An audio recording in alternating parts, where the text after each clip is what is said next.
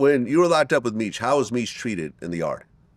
Man, I saw Meech come on the compound with one guy, and then in a few days it started growing. He had at least 25 deep at one time on a weight pile.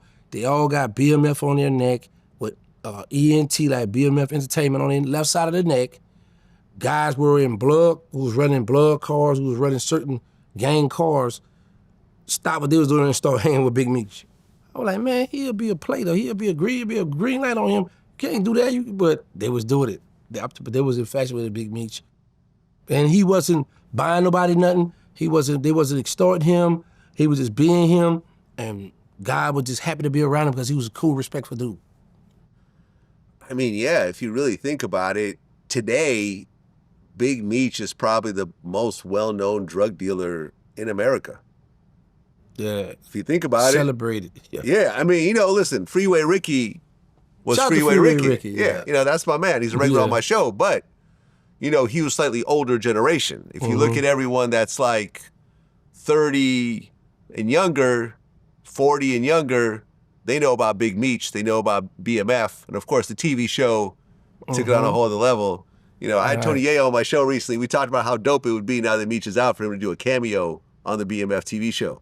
Yeah, kind of like a flash forward. Right. Like, this is what happens in the future. You know what I'm saying? Yeah, that's hard. Yeah. Yeah. Yeah, that's a fact. I'm happy out, and what I was saying too, I am anxious to see, because I did a video, I was like, Big Meech, a lot of people love you, but you're gonna have to hate, but I wanna see how he's gonna handle it. I'm anxious to see how he's gonna handle this. It's a lot of pressure, man. I've hung out with him one time. I mean, we didn't, we had a brief conversation. I was at his house, when BMF had this kind of weekend thing for a bunch of DJs. Cool dude, man. Very quiet, thoughtful. He would observe everybody.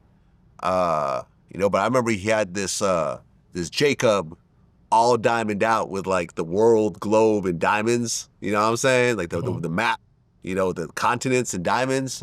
I remember I looked down, I saw the watch. I'm like, man, that's a nice watch. He's like, oh yeah, man. There's only 3 of these. I got one, Diddy got one, and Busta Rhymes got one. And that was our conversation. You know what? I would be like him and Convertible Bird. I interviewed him before too. Yeah. Okay, those are 2 that I would get riled up. Like some of these homeboys, the guy be like, some people they didn't play with. I would come around, man, y'all washed, y'all locked up, that's over with.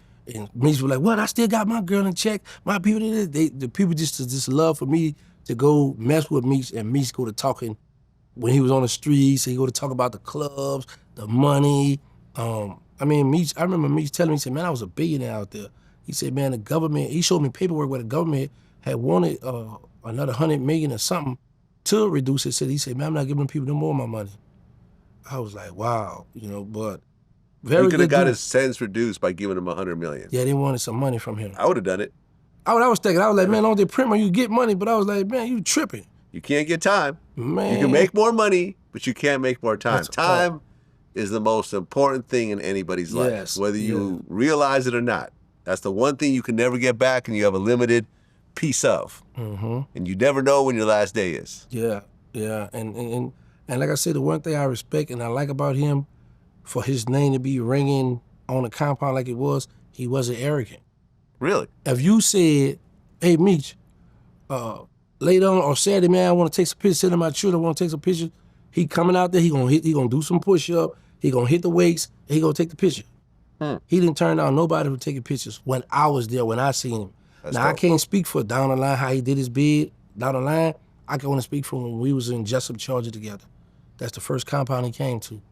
Hey, man, listen, I'm happy. I've only had positive experiences around Big Meech and BMF. I've never seen anyone spend money like this, ever. I remember we all were getting off, the plane, and they were driving us to the hotel, and the billboards are right there, right off the freeway, right next to the airport. Yeah. The world is BMF's. And we were looking at each other like, what the hell did we just walk into? And I remember everyone was giving out Cristal bottles like flyers. Now, one thing Meech said from behind the wall that rubbed me the wrong way, and I got on him about that. I did a video, I hope he see it, when he talking about he believed BMF would have been bigger than Cash Money if he wouldn't have got locked up. So that's something that I think we talked about that last time. Yeah, I want to have that debate. Yeah. I mean, they just didn't have a roster of talent, unfortunately. I mean, they had Jeezy, but Jeezy was already kind of separating himself. Right. I had heard, I don't know whether this is true or not, but at the time, this is what people were saying to me, that when Jeezy was signed to Def Jam, I was told that Jay-Z pulled him aside and said, you need to separate yourself from these guys because they're all going to go down. So if you're serious about being an artist, you can't be running with BMF like this. You could mention them or whatever, but you can't be around this anymore. And that's what caused, because I remember there was a friction between Blue Da Vinci and Jeezy. You know what I'm saying? I think even a shootout happened at one point. Like, I know they was dissing one another. Yeah. Exactly. But Jeezy was the talent. Now, Meech loved Blue Da Vinci, right? Blue Da Vinci. I get it, right? I get it. That's his man, and that's who he's putting in work with, whatever else. But Blue didn't have the talent level of a Jeezy. You see what I'm saying? Right. That's just not me. That's not my opinion. That's just the reaction of when the music got released.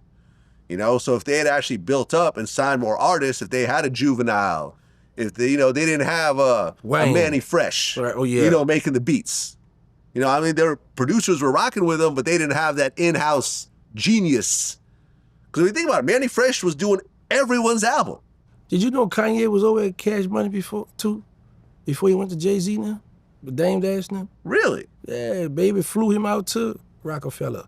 Because he had Fresh, so that's why he didn't keep Kanye. Really? Yeah. Did you ever meet him at the time? No. I was in the Fed. Okay. I missed everything. Everything. Man. Well, Big Meech is free, man. Yeah, free, man. Can't wait for that. Everyone's asked me for the first interview. I've kicked the tires a little bit, reached out to a few people. We'll see if it happens. Man, I called Good Money when Zoe come out. I said, why is Zoe gonna go to Vlad? I just sit back and I know everybody. And you got a lot of big channels out there, but it's just like majority of the people with the big names come over here first.